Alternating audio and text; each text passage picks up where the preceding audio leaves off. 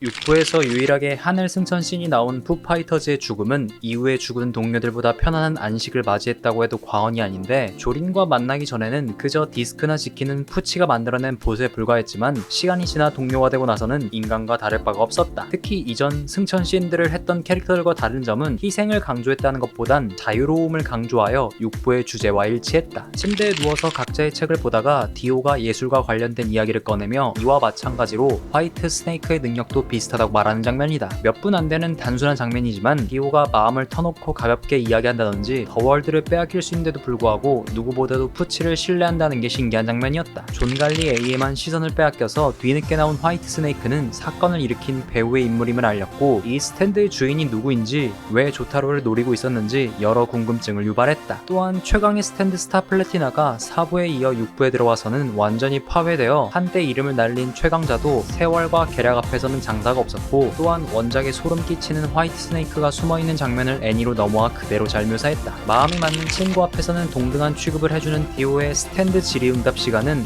나중에 추가된 설정임에도 불구하고 스탠드 술사에 대한 능력을 분석하는 디오를 3부와 연관지어서 생각해보면 고용이나 세뇌시키기 전에 많은 정보를 모았을 것으로 추정된다. 또한 스린이었던 푸치가 단순히 줄 세우기로 vs 놀이를 처하고 있을 때 디오는 스탠드의 다양한 조건과 변수를 통해 강하고 약하고는 없다며 꽤나 침착하고 설명을 맛깔나게 했다. 처음이자 마지막으로 리타이어 상태에 돌입한 조타로가 치료받는 장면은 이전엔 상상조차 할 수 없던 모습인데, 호기심이 고양이를 죽인다는 말처럼 쓰고 있는 모자를 건드렸다가 의사의 머리가 박살나버릴 뻔했다. 내용상으론 부녀관계가 이전보다 끈끈해졌다는 것을 묘사하기 위해 나온 장면이지만 정작 민간인이 가사 상태에 있는 사람에게 죽을 뻔한 기묘한 장면이다. 둘 중 한 명은 죽어야 계획을 성립할 수 있는 상황에서 각각의 신념을 가진 채 판이 깔린 수갑 데스매치는 푸치조차도 조린의 성장력에 혀를 내두른 장면이었다. 살짝만 건드려도 스탠드나 기억 디스크를 빼버릴 수 있음에도 불구하고 이러한 리스크를 상관없다는 듯이 밀어붙이며 과감하게 싸웠다. 오죽했으면 푸치가 디스크를 이용하여 도박을 걸었기에 이길 수 있었을 정도로 조린의 정신력이 오를 대로 올랐던 명장면이다. 다른 것을 다 제쳐두고 조린이 교도소에 들어왔을 때 여러 장면에서 정상적인 교도소가 아니라는 것을 판단할 수 있었는데, 배식원이 자기가 논리적으로 불리하다 싶으면 교도소에 존재하는 몇 개의 불가사의로 퉁치고 넘어가는 게 어이없으면서도 열받지만 한편으로는 웃긴 장면이다. 그러나 이후 조린도 돈이 넉넉해졌을 때 이런 별 말 같지 않은 불가사의를 역으로 이용하여 상황을 자신 쪽으로 유리하게 이끌고 가곤 했다. 6부 파티원 가운데서 과거가 뚜렷하게 밝혀진 상태였던 에르메스의 스포츠맥스 제압시는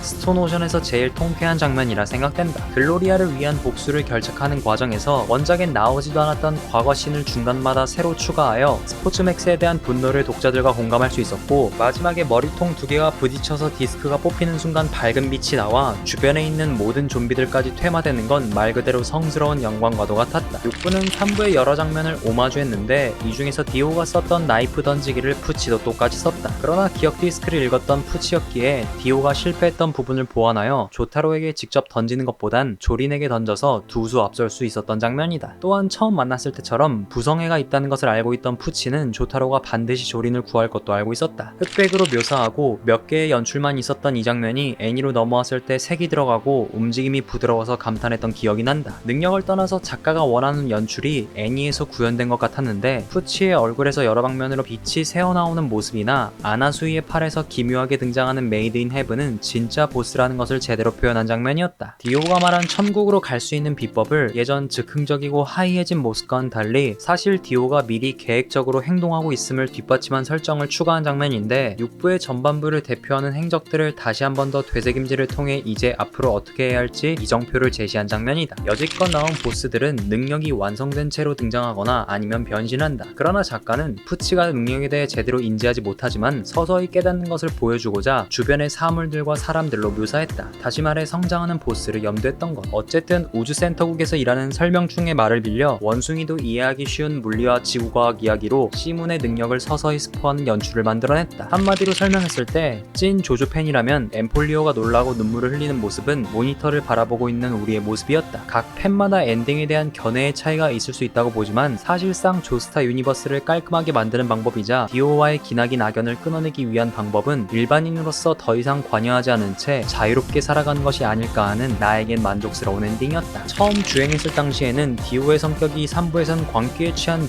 미친놈이었는데, 그것보다 더 과거인 6부 회상씬에서는 차분해져서 100년 만에 바깥 공기를 맡은 바람에 정신이 오락가락해진 건 줄 알았던 장면이다. 게다가 푸치가 분명 3부까지만 해도 세계를 정복하고 싶어하는 단순한 악당이었지만 뜬금없이 천국에 가고 싶어하는 목적성이 바뀐 인물이 되었다. 물론 6부까지 생각한 상태로 만든 게 아니라서 이렇게 캐릭터성이 박살나버렸지만 이 장면을 꼽은 이유는 간단하다. 어떤 멋진 인물의 과거 이야기가 정사에 포함된다면 팬들은 환호하기 때문이다. 엠폴리오가 푸치를 러쉬로 때려눕히기 전에 버닝 다운 더 하우스에 입장할 당시 푸치의 주먹에 의해 엠폴리오한테 웨더의 디스크가 들어가는 장면은 우위에 있던 푸치가 차렷하게 된다. 방금 전까지 울고불고 난리치던 엠폴리오의 눈빛이 싹 바뀌고 죽일 듯한 모습으로 바뀐 게 명장면으로 남았다. 원작에서 애니로 바뀔 때 좋은 점 중 하나는 애니메이터의 능력에 따라 결과가 좌지우지되지만 원작에서 단면으로 나타낸 부분을 3D로 다각화하여 시점을 앞에서 목격하는 것처럼 만들어낼 수 있다는 것이 애니의 좋은 점이라 생각이 든다. 그래서 총알을 처음으로 막아내는 스톰프리의 모습은 단순한 장면이지만 카메라 워크와 주변 슬로우 모션이 만들어낸 멋있는 장면이었다. 이 장면과 오구 나란차에 집으로 돌아가면 장면과 결이 비슷한 게 긴박한 상황에서 갑작스럽게 본인의 미래를 다짐하며 사망 플래그를 스스로 세우는 게 진지하지만 어이가 없었던 명장면이다. 이 당시 조타로의 표정이나 보고 있는 우리의 표정이나 비슷했는데 푸치만 아니었다면 벌써 얼굴에 러시 여러 발 쥐어박은 표정이었다. 조린이 죽을 수 있는 일촉즉발의 상황에서 시간 정지를 쓰며 등장한 조타로와 작사를 들고 불타오르는 투지를 내뿜는 에르메스의 등장은 6부 최후반부를 어떻게 하면 멋있게 만들 수 있을지 작가가 많은 고민을 했을 거라 생각된다. 비록 메이드 인 헤븐을 저지하는 것은 실패하지만 부녀 간의 갈등이 완전히 해소되고 서로 처음 본 사람끼리 합을 맞춰 푸치를 공격했다는 점이 왠지 모르게 든든함이 느껴진 장면이었다. 6부에서 처음 푸치가 등장했을 때의 포스는 보스 같지 않아서 긴장감이 전혀 들지 않았다. 4부처럼 후에 누군가가 등장하거나 디오가 부활하는 스토리로 흘러갈 것 같았었다.